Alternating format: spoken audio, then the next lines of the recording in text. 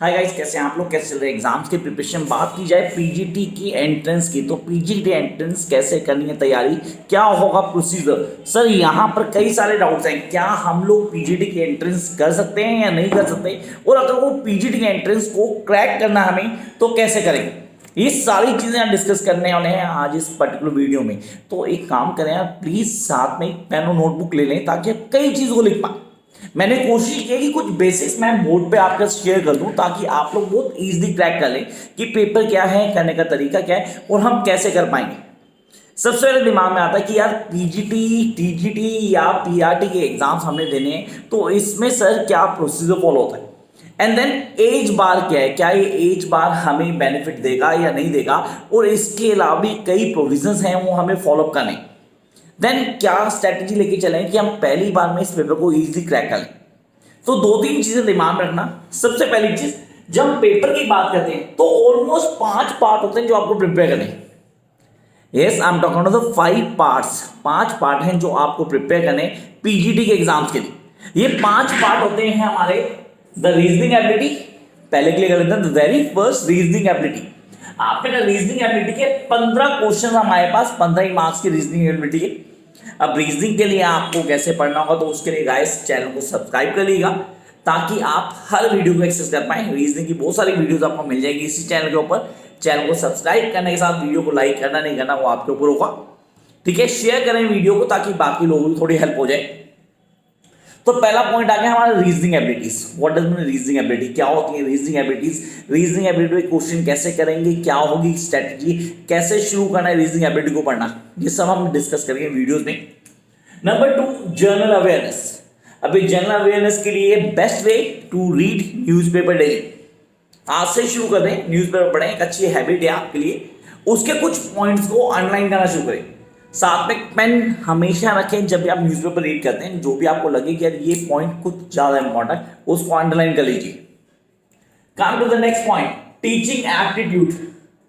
20 number का part है वाला, 20 क्वेश्चन होंगे। टीचिंग एप्टीट्यूड ये हर पेपर में आने वाला है। एसएससी का पेपर दो, रेलवे के लिए जाओ या किसी भी गवर्नमेंट जॉब के लिए जाते हैं तो टीचिंग एप्टीट्यूड उसका पार्ट है। इवन नेट जेआरएफ के लिए भी आप टीचिंग एप्टीट्यूड को इंक्लूड करते हैं। Come to the next point, subject knowledge. अब subject knowledge is a major part. सबसे इंपॉर्टेंट पार्ट इस पूरे कोर्स कंटेंट क्या है, वो है subject knowledge. Whether subject is English, mathematics, science, Hindi, कोई दूसरा सब्जेक्ट, 100 नंबर का टॉपिक है, 100 मार्क्स, और यही डोमिनेट करता है इस पेपर को। अब पहले करते हैं सर, ये हो गए 4 पार्ट, लेकिन ये चारों पार्ट पे तो आप पाएंगे तब जब आप language competency test, I repeat, language competency test को क्रैक करेंगे। मतलब इस एग्जाम को क्वालिफाई करना जरूरी है। तो सबसे पहले तो आपको language qualify exam test clear करना है। ज्यादा नंबर नहीं है इसमें, सिर्फ क्वालिफाई मार्क्स लेने हैं आपको, 1/3 लेने हैं। 30 नंबर का पेपर है, 30 में 10 नंबर आपको चाहिए। अगर ये पेपर क्लियर होता है तो जाएंगे आप इस पार्ट के ऊपर। तब एग्जामिनर आपका ये वाला पार्ट चेक करने वाला है। पहले क्लियर कर दो, कई लोगों के दिमाग चल रहा है कि लैंग्वेज प्रोफिशिएंसी की तो सर आराम से बाद में करेंगे, क्योंकि होता क्या है सर, ये जनरल इंग्लिश और जनरल हिंदी होता है, 15-15 नंबर का है। अब ये 15-15 नंबर दो हैं हमारे पास, 30 नंबर टोटल बनते हैं। तो अगर इसको क्लियर करते हैं आप, अगर इसको पास कर पाते हैं, अगर इसको क्वालिफाई कर लेते हैं, तो आप जाते हैं सेकेंड सीरीज पे, जो ये रही हमारी, जिसको हमने डिस्कस किया। तो ये तो हो गया सर, ये कोर्स कंटेंट है, आपने इसको पहले वीडियोस दी हैं हमें, हम उन वीडियोस को देख चुके हैं। देखने के बाद हम और ज़्यादा डिटेल में पढ़ेंगे। तो अब कुछ बेसिक्स पे आते हैं। एज बार के कौन कौन लोग अप्लाई कर सकते हैं? तो यार पीजीटी के लिए जनरल एज बता रहा हूँ फिलहाल की, दैट इज 40 ईयर्स। अब मैं जनरल के साथ साथ ऐड करूंगा कि एससी, एसटी, ओबीसी, माइनॉरिटीज या बाकी के लिए क्या प्रोविजन है, वो सब बताने वाला हूँ। तो मैंने कहा था पेन और नोटबुक अपने साथ रखना ताकि आपको हेल्प मिल जाए। तो पहला पॉइंट आ गया, पीजीटी की एज बार आ गई 40 ईयर्स। 40 ईयर्स मतलब 2020 चल रहा है, तो आपने सीधा लगा लिया 1980s में आपका बर्थ हुआ, 2020, तो ये आपका लास्ट ईयर है भाई। 40 साल आपकी एज बार दी गई है, 40 को क्रॉस कर दिया 2021 में आप अप्लाई नहीं कर सकते। कंडीशन अप्लाई होंगे, मैं अभी बताऊंगा आपको, वो भी आपको प्रोविजन मिलेंगे। Number 2, TGT. That is 35 years. जो ग्रेजुएशन लेवल के टीचर हैं हमारे पास, वो टीजीटी बोला जाता है, उसकी एज बाद 35 ईयर्स है। देन पीआरटी प्राइमरी टीचर के लिए एज 30 है, और लाइब्रेरियन के लिए कोई भी लाइब्रेरियन अगर लगना चाहता है तो उसकी एज बार है 35। तो यार एज बार आप लोगों को क्लियर हो गया, आपको पता लग गया कि हमारे पीजीटी के लिए 40, टीजीटी 35, पीआरटी के लिए 30, देन लाइब्रेरियन के 35। अब आते हैं किस पे, रिलैक्सेशन पे। एज रिलैक्सेशन, इंडिया तो एज रिलैक्सेशन मिलेगा ही मिलेगा डेफिनेटली सर, हम सब वी कांट इग्नोर दिस कि यार ये पार्ट ऑफ सिस्टम है। तो when you are part of system you have to deal with it. अगर आप बिलोंग करते हैं एससी या एसटी को, शेड्यूल कास्ट या शेड्यूल ट्राइब को, तो आपको 5 ईयर की एज रिलैक्सेशन मिलती है। टीजीटी में 35 से 40 तक, पीजीटी में 40 से 45 तक अब रिलैक्सेशन आपके पास, मतलब 45 साल तक के हो आप, तो आप इजीली क्रैक कर सकते हो आप। हाँ ऑफर है आपके लिए, अगर आप ओबीसी हो, अदर बैकवर्ड क्लास में आते हो, तो 3 ईयर्स की एक्सटेंशन मिलती है आपको। आई रिपीट 3 ईयर्स की एक्सटेंशन मिल रही है आपको for OBC, I repeat other backward classes के लिए। Then will come to the woman, and when you are woman, seriously woman, then there is age bar of 10 years relaxation. 10 साल की relaxation मिल रही है, मतलब भाई 50 साल तक आप पीजीडी कर सकते हो, कोई दिक्कत ही नहीं है, सीरियसली किस तरह कोई दिक्कत नहीं है, 50 साल तक आप पीजीडी कर सकते हैं। एंड देन केवीएस के लिए नो एज पास।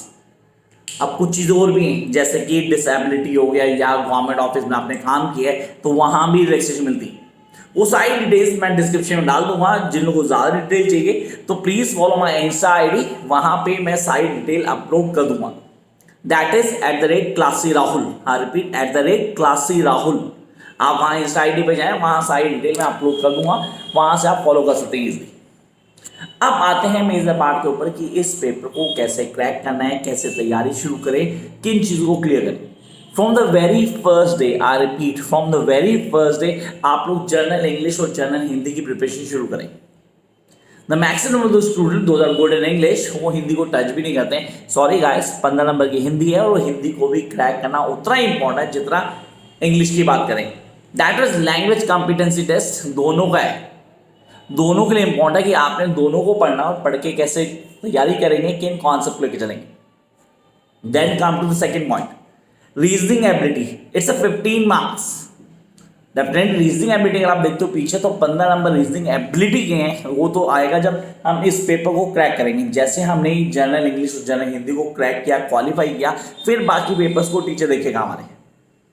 अब दूसरे पे आते हैं रीजनिंग एबिलिटी को बहुत अच्छे से कर सकता हूँ मैं, ब्लड रिलेशन को करूँगा, वो पेपर में कन्फर्म आते हैं। देन डिसेंडिंग ऑर्डर को क्लियर करना है, कॉन्सेप्ट को समझना है, रिलेशन बिटवीन द स्टेटमेंट्स क्या चल रही हैं, इन चीज़ों पे ध्यान देना, पेपर में कन्फर्म आते हैं क्वेश्चन, और बहुत ईजी है। इसके लिए आपको एडवाइस दूंगा क्या करें, प्रीवियस ईयर पेपर्स को थोड़ा सा एनालाइज करें।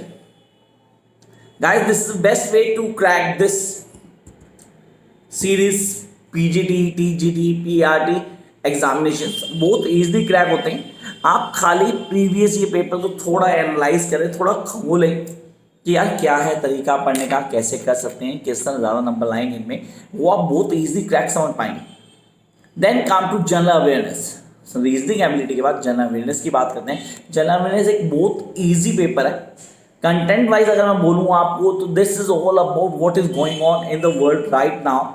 Nowadays, the things that have been changing, policies, procedure, development plans, उन सब पे क्वेश्चन आते हैं, हम जिनको नॉर्मल लाइफ में अवॉइड कर देते हैं, तो आपको वो बहुत अच्छे से क्लियर करना है। That is the general awareness. अब ये बहुत इजी क्रैक किया जाता है, बहुत इजी समझा भी जा सकता है, और नंबर भी आने वाले। Come to the next point, that is teaching aptitude. What is teaching aptitude? How the teaching aptitude being different? मतलब अगर टीचिंग एप्टीट्यूड की बात की जाती है तो टीचिंग एप्टीट्यूड क्या है, कैसे क्लियर करता है, किन कॉन्सेप्ट को क्लियर करता है। रीजनिंग की बात की, जनरल अवेयरनेस की बात की, दोनों 15-15 नंबर के थे, 20 नंबर हुए, 20 नंबर आ गए हमारे पास टीचिंग एप्टीट्यूड के।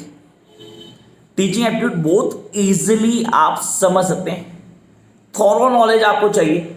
यही पेपर आपको रेलवेज में, नेट जेआरएफ में, या किसी भी तरह के एग्जामिनेशन कॉम्पिटिटिव एग्जाम्स की बात करते हैं, वहाँ पे प्रिपेयर करते हैं। सीटेट एचसेट में भी आपने प्रिपेयर किया होगा जरूरी है। तो वहाँ भी हमने टीचिंग एप्टीट्यूड पढ़ा था, वही टीचिंग एप्टीट्यूड यहाँ पे भी आपको उसको पढ़ना है। अब आते हैं मेजर पेपर के ऊपर, that is your subject knowledge. अब सब्जेक्ट नॉलेज में याद रखना, जब बात करते हैं पीजीटी की, तो आपके जो क्वेश्चन होंगे वो पोस्ट ग्रेजुएट लेवल पे बेस्ड होंगे। अगर टीचरी की बात करूँगा तो वहाँ ग्रेजुएशन लेवल बेस्ड होंगे। ये चीज़ बहुत अच्छे से क्रिस्टल क्लियर कर लेने दिमाग में कि यार हमारे लेवल के हिसाब से हमारे सब्जेक्ट से रिलेटेड क्वेश्चन होंगे।